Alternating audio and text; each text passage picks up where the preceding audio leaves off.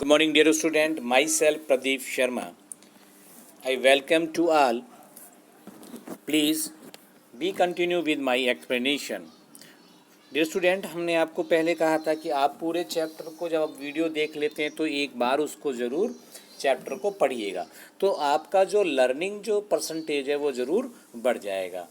ऐसा नहीं कि आज आपने वीडियो देखा और पढ़ा आप जो रोज़ 4 दिन बाद रहे हैं, तो उससे क्या थोड़ा सा आपका जो रिज़ल्ट है वो जो मेमोरी का लेवल है वो इतना नहीं रह पाएगा। तो अभी तक हमने आपको ग्लोबलाइजेशन की आपको डेफिनेशन बता दी थी, एमएनसीज़ के बारे में बताया था, थोड़ा सा रिवीजन किया था हमने, पहले 2 दिन आपको चैप्टर एट ए ग्लांस बताया था। तो ये चीज़ें आपको थोड़ा सा ध्यान में रखना है, ठीक है बच्चों। तो इसको प्योर आप ढंग से पढ़िएगा, डीपली मार्क करते जाइएगा।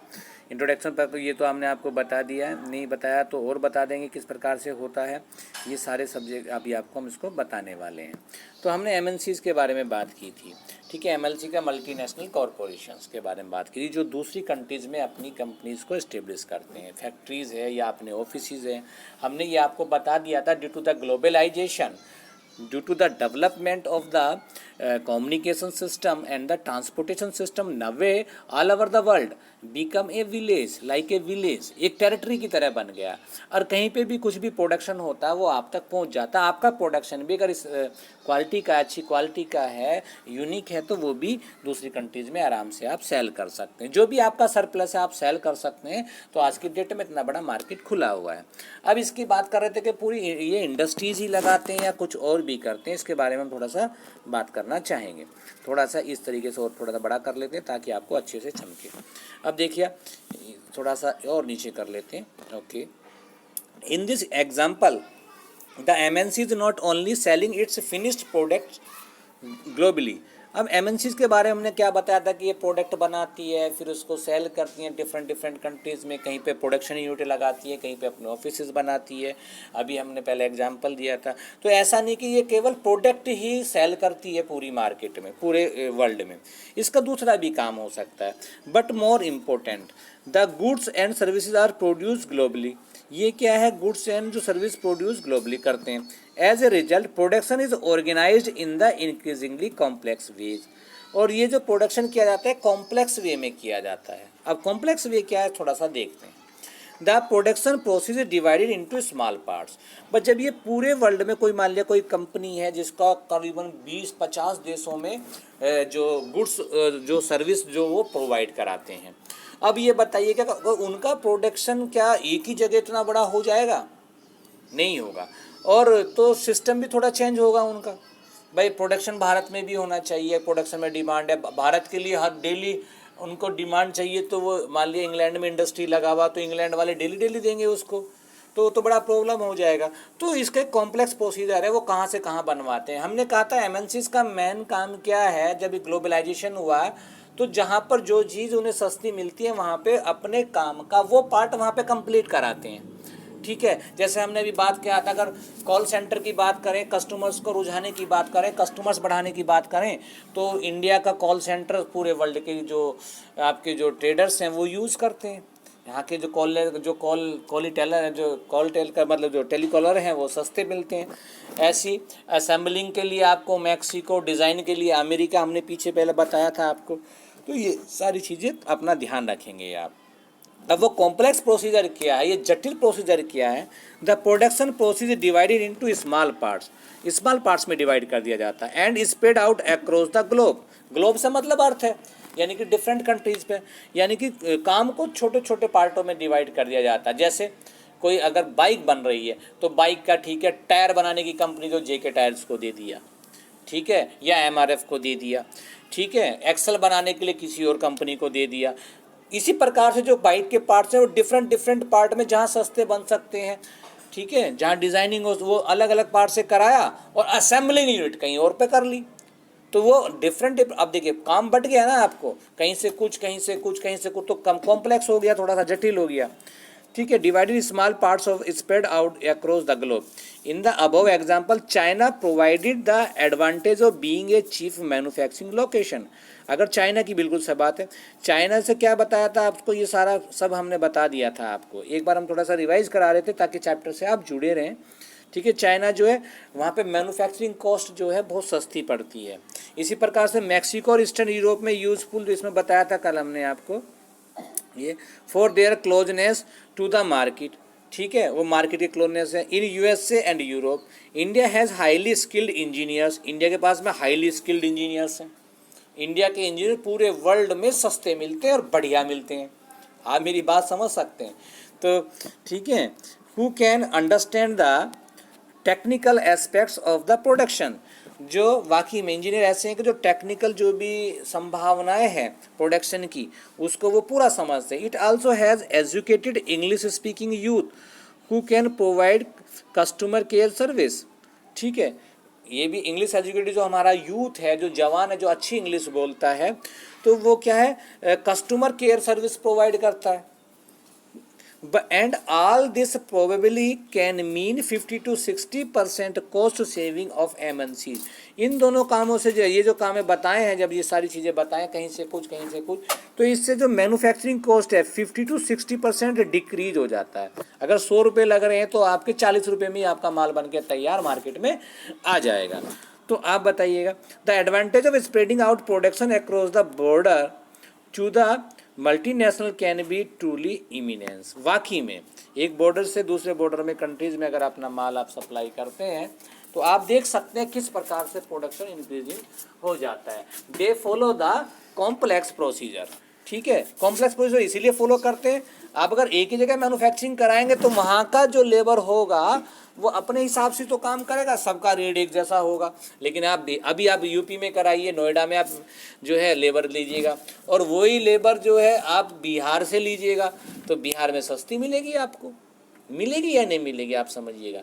तो आप समझ सकते हैं, तो इससे प्रोडक्शन कॉस्ट कम हो जाती है। प्रोडक्शन कॉस्ट कम हो जाएगी तो मार्केट में माल भी ज़्यादा बिकेगा, क्योंकि उसका रेट वो कम रखेंगे, प्रॉफिट भी ज़्यादा होगा, ठीक है।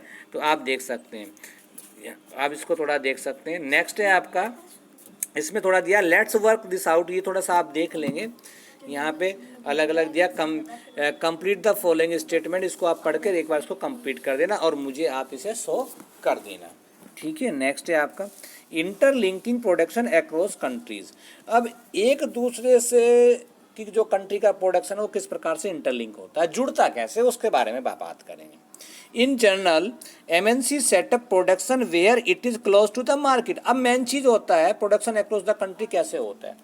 भाई आप बिजनेसमैन हैं, मैं भी बिजनेसमैन हूँ, ठीक है, तो हम क्या सोचेंगे, भाई हमारा खर्च कम हो और हमें लाभ ज़्यादा हो, सबका यही होगा। तो MNC अपनी प्रोडक्शन यूनिट कहाँ बनाएगी, जहाँ उसका manufacturing cost, transportation cost, water supply, electrical supply और गवर्नमेंट पॉलिसी उनके फेवर में हो, ठीक है, ताकि उनकी मैन्युफैक्चरिंग कॉस्ट कम आए, तो वो मोस्टली वहीं पे लगाना चाहेगा, ठीक है, कोई प्रॉब्लम तो है नहीं। अब आगे देखते हैं, where there skilled and unskilled labour. सबसे पहली बात है आपका लेबर देखते हैं, क्या देखते हैं, आपका लेबर देखते हैं। थोड़ा सा इसको ऐसे कर लेते हैं ताकि आपको थोड़ा और अच्छा से समझ जाए। हाँ, वेरी गुड। अब इसको देख लेते हैं, जब आप इसकी वीडियो वॉच करें तो अगर आपके में थोड़ा सा अगर ऐसा आ रहा हो कि नहीं दिखाई दे रहा तो आप इसकी क्वालिटी बढ़ा लेना, आपको ये समझ में आ जाएगा, ठीक है। Where there skilled and unskilled labour available at low cost. सबसे पहला तो प्रोडक्शन के लिए लेबर की आवश्यकता होती है। लेबर की आवश्यकता से मतलब क्या है, लेबर दो प्रकार की होती है, स्किल्ड और अनस्किल्ड। अनस्किल्ड में क्या, केवल मजदूरी वाला काम करना होता है। स्किल्ड में जैसे आपके टेक्नीशियंस आ गए या जो भी टेक्निक उसमें लगानी पड़ती है, जिसके स्पेशल उसको एक महारत हासिल होती है, वो स्किल्ड वाले होते हैं। And where the availability of other factors, और भी फैक्टर्स वो होने चाहिए। प्रोडक्शन इज एश्योर्ड, जहाँ से प्रोडक्शन हो सके। In addition MNCs might look for the government policies. अभी हमने बताया था भाई, अगर इंडिया की गवर्नमेंट बाहर की कंपनी को प्रोडक्शन नहीं देगी, सिक्योरिटी नहीं देगी, ठीक है, और उन पर टैक्स बहुत बढ़ा देगी, यानी कि जो भी गवर्नमेंट की पॉलिसीज है यहाँ पे आने के बाद तो वो गवर्नमेंट की हमारी पॉलिसी फॉलो करेगा, तो उसमें क्या होगा, अनकंफर्टेबल महसूस होगा और वो सक्सेस नहीं पा पाएंगे, वो यहाँ पे सर्वाइव नहीं कर पाएंगे। तो MNCs क्या होती है, दूसरी इसकी जो कंपनी जो होती हैं दूसरी कंट्रीज़ में लगती हैं, वो इस चीज़ पर भी विशेष ध्यान देती हैं कि गवर्नमेंट की पॉलिसीज़ क्या हैं, ठीक है। तो लुक आफ्टर देयर इंटरेस्ट, और उनका गवर्नमेंट का उसमें इंटरेस्ट है या नहीं है। You will read more about the policies later in this chapter, policies के बारे में और आगे भी पढ़ेंगे इस चैप्टर में। Having assured themselves these conditions, MNC set up factories and offices for production. The money that is spent to buy assets such as land, building, machines and or equipment is called investment. अब एक बात समझिएगा, MNCs क्या है, setup करती हैं अपने offices और फैक्ट्रीज ऐसी कंट्रीज़ में जहाँ पे गवर्नमेंट की पॉलिसीज़ भी बढ़िया हो, चीप लेबर भी मिले, चाहे वो लेबर स्किल्ड हो चाहे अनस्किल्ड लेबर हो। दूसरा मैंने कहा था वाटर सप्लाई, अदर फैसिलिटीज़, वहाँ पे अदर फैक्टर्स हैं, उसके बारे में हम बात करेंगे इस चैप्टर में, वो होने चाहिए, ठीक है। दूसरा क्या, आप ये बताइएगा, अभी आप पढ़ रहे हैं, आप जो आपके डैडी मान लिया एक दुकान करते हैं, कितना पैसा लगाया, 10 लाख रुपये, तो आप क्या लोग बोलोगे, दुकान में कितना इन्वेस्ट किया आपने, 10 लाख रुपये, ठीक है। लैंड में या लैंड खरीदा आपने, कोई प्लॉट खरीदा, मकान खरीदा, तो वो इन्वेस्टमेंट ही है, उसको बोलते हैं इन्वेस्टमेंट। लेकिन ये हमारे अपनी रीजनल की बात, अगर आप करते हैं अपनी कंट्री में ही करते हैं, आप जहाँ की बात है, अगर अपना पैसा आप दूसरी कंट्री में लगाते हैं, दूसरी कंट्री वाले जो लोग हैं अपना पैसा यहाँ पर लगाते हैं, इंडस्ट्रीज़ में, मैन्युफैक्चरिंग में, इस तरीके से आपका लगाते हैं, तो उसको बोलते हैं फॉरेन इन्वेस्टमेंट। बस इन्वेस्टमेंट के सामने फॉरेन लगा दिया, बस इन्वेस्टमेंट का मतलब है पैसा लगाना किसी रोजगार में, ठीक है, फैक्ट्री में, लैंड खरीदने में, किसी में भी है। इन्वेस्टमेंट वो इसलिए लगाते हैं, इन्वेस्टमेंट क्यों करते हैं कि उसका भविष्य में डेवलपमेंट हो सके, उसमें वृद्धि हो सके, आपको प्रॉफिट हो सके। और जो विदेशी लोग लगाएंगे यहाँ पर लैंड खरीदने, वहाँ के लोग आएंगे यहाँ पे फैक्ट्री लगा रहे हैं, कंपनी लगा रहे हैं, तो लैंड उनका तो है नहीं, लैंड तो इंडिया का है, इंडिया के लोगों का है, तो जिससे भी खरीदेंगे वो लैंड खरीदेंगे, बिल्डिंग बनाएंगे, मशीन लगाएंगे, तो वो इन्वेस्टमेंट हो गया, इसलिए उसको बोलते हैं फॉरेन इन्वेस्टमेंट। मोदी जी यही तो कर रहे हैं, बाहर के लोगों को यहाँ पर इनवाइट कर रहे हैं, ठीक है, आइए और यहाँ पर जो आप पैसा इन्वेस्ट कीजिए, क्योंकि आपको हम सब कुछ यहाँ पर अवेलेबल कराएंगे, सारी कंडीशन, सारे फैक्टर्स जो एक MNCs के फेवर में जाते हैं वो हम यहाँ पर लेके आएंगे। Any investment is made with the hope, अब देखिए अभी मैं बता रहा था, कोई भी इन्वेस्टमेंट जो मेड विद द होप, इस आशा के साथ लगाया जाता है दैट